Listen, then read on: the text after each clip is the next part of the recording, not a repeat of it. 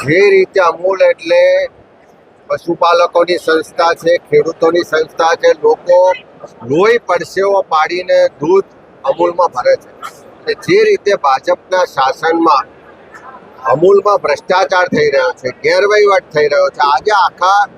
ત્રણેય જિલ્લાના લોકો,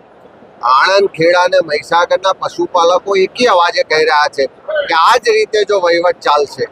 આને રોકવામાં નહીં આવે તો આવનારા દિવસોમાં અમૂલ ખતમ થઈ જવાના. અને ત્રણેય જિલ્લાના પશુપાલકો, ડેરીના સભ્યો,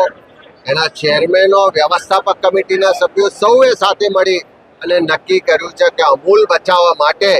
અમૂલના ભ્રષ્ટાચારને ખુલ્લો પાડવા માટે, ગેરવહીવટને ખુલ્લો પાડવા માટે હવે રસ્તા પર ઉતર્યા સિવાય કોઈ વિકલ્પ નથી. આવનારી 1 તારીખે